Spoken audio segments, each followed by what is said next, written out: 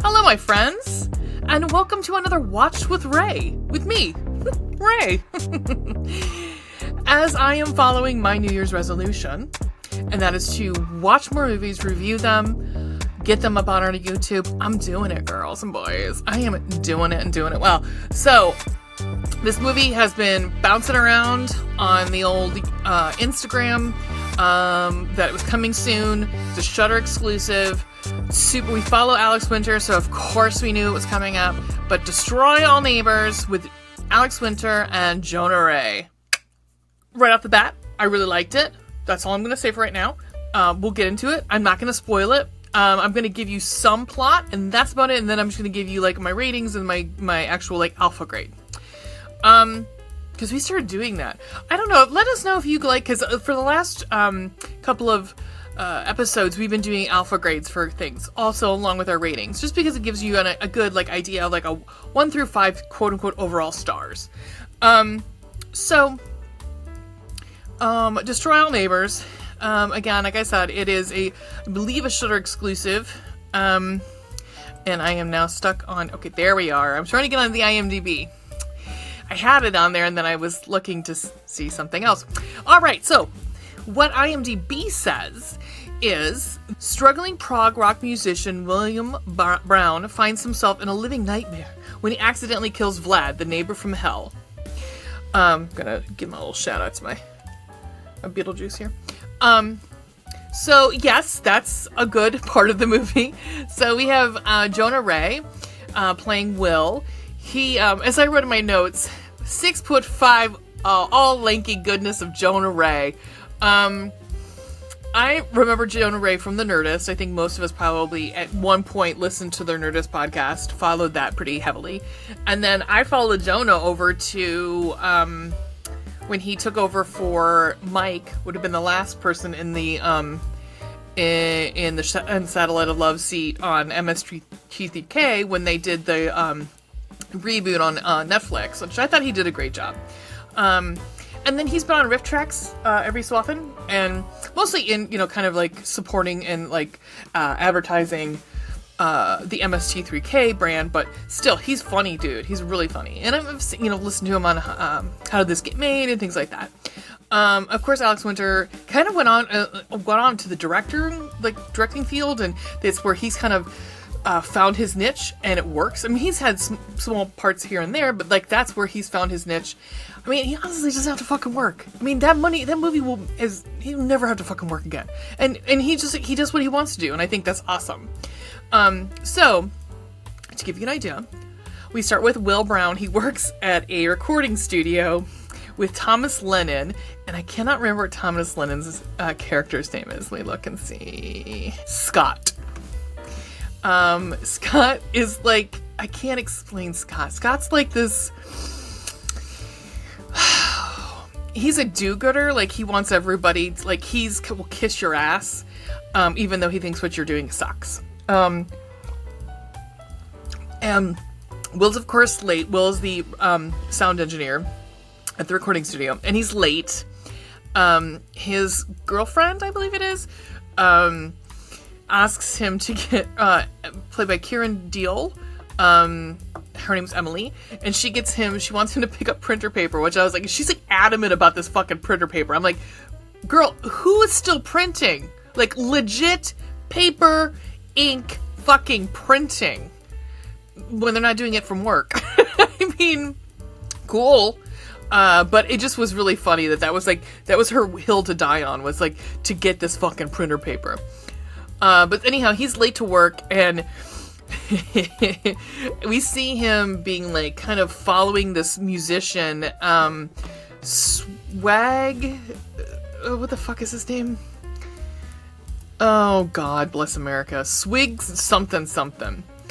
And Janison or Johannesson, and he's like this hippy dippy 70s kind of like acid rock. So all of this is supposed to be like prog rock. Like, he's making his own prog rock at home, and he's been working on this for like at least a year. Like, it's his unfinished like fucking, it's gonna be the anthem of all, the ultimate prog rock album. Yeah, you gotta love prog rock. And I think that's kind of what it gets to in this, is like, at one point, Alex Winter's character goes, but you can't fuck to it. That's the only thing, you can't fuck to it. And I'm like, right, you're right, you can't fuck to it. It's, no. But so anyhow, Will's going into the studio to record for, and you have to say his name complete, Caleb Bang Jansen, played by, Ryan Katner. He was hysterical. But he's like fucking higher than a kite. And at one point he's like, where's the, audio engineer? I'm gonna lose my high by the time he gets here. And he's like doing fucking Special K and like dropping ass. It's great. It's his part is hysterical. But, Will and Emily have their neighbor moves out, who's like a struggling actor. And someone moves in next door to them, like within the day. And it happens to be Vlad, played by Alex Winter, in the craziest monster-esque makeup suit thing. In fact, Jonah Ray says something like, have you seen the monster that lives next door to us? Because he is just like, it's not what a human should look like. Like, it's like a cartoon of a human. It's amazing. And he's got this accent. It's like Transylvanian, but at the same time sort of Polish / possibly like Swedish. Like, it's kind of like, not Olaf, but Sven. Oh God, what is the from Frozen, the guy who owns the little sauna? Him. It's got his woohoo, that sort of accent. It's a mishmash of all of those. But he's constantly screaming in his apartment, constantly. Like, I would lose my fucking mind. Like, if I had to, no one else hears it. No one else is bothered by it but him.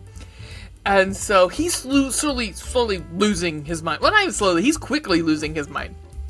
So he finally decides to bang on the wall. That's gonna be his, like, give it to the man, because he's like, maybe I should call the police. And like, everyone's like, no, don't call the police. Just, go over and talk to him. And of course, instead of going over and talking to him, he bangs on the wall, which we've all fucking done. Like, I don't know who hasn't done it, anymore, but I've done it. I've had neighbors where I'm like, shut the fuck up, it's 3 o'clock in the morning, okay?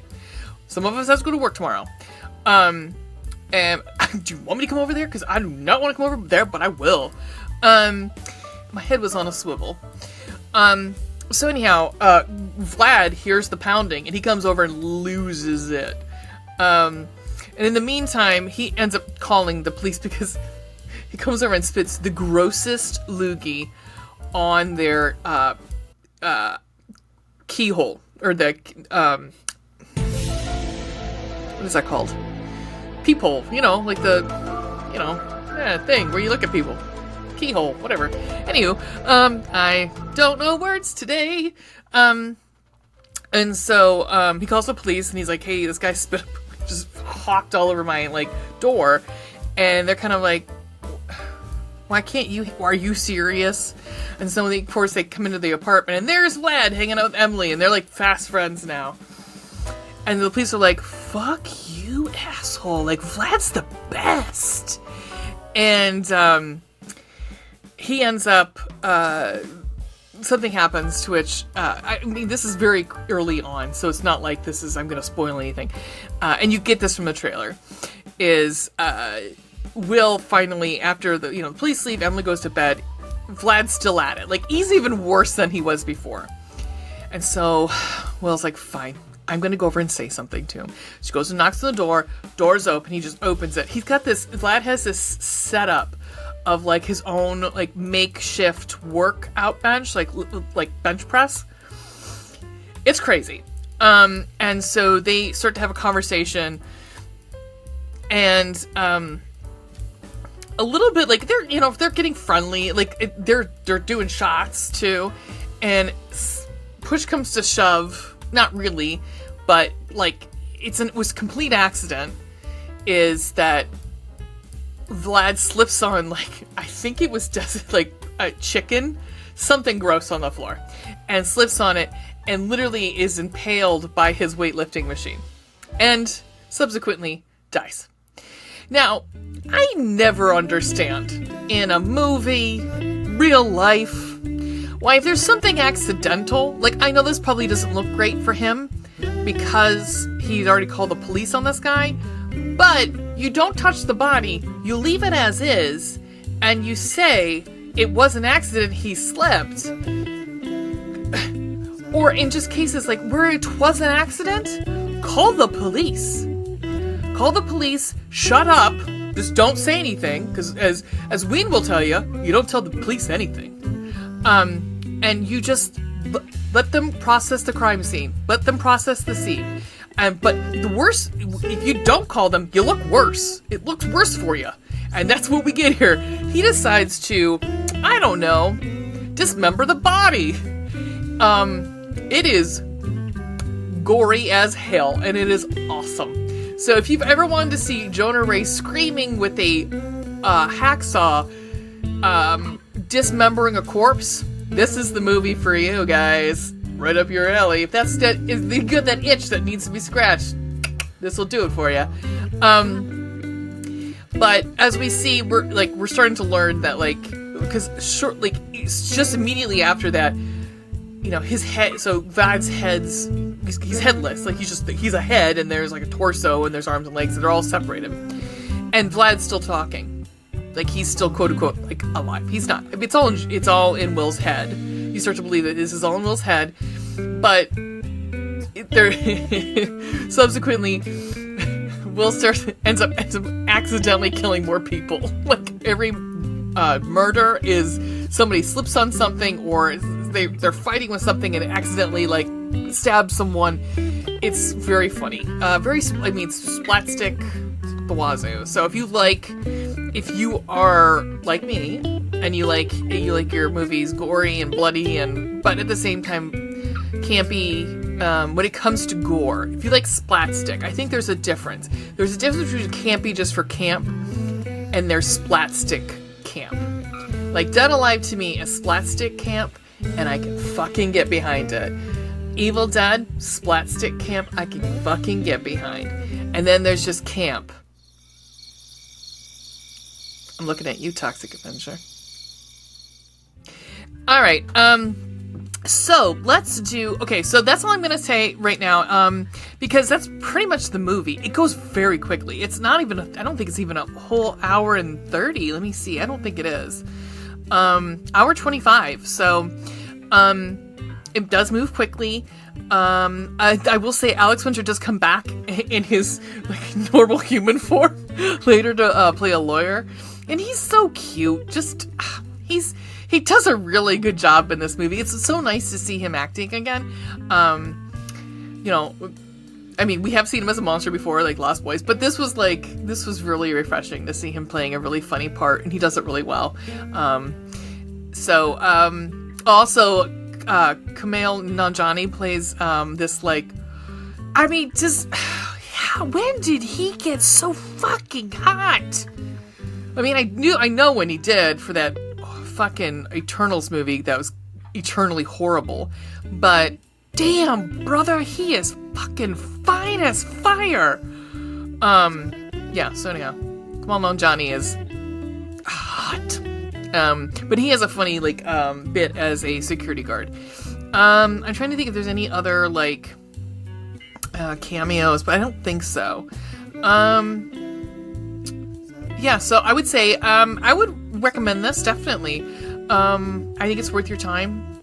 It's definitely something different, especially for the month of January, where it used to be, they would just dump shit in January, which they do, but, like, they used to dump horror movies in January, because January is the month that no one goes to movies, because everyone's kind of like, because all of your prestige movies that are being considered for awards are in December. And so they figure people are still watching those, trying to get to see the ones they haven't, because, you know, the nominations for Oscars are coming up actually this week. So usually, like, movies get dumped in this. Like, if they don't think it's going to have staying power in the theaters, they dump them in January. They haven't been really dumping any horror movies recently because horror actually sells anymore. Horror sells better than comedies.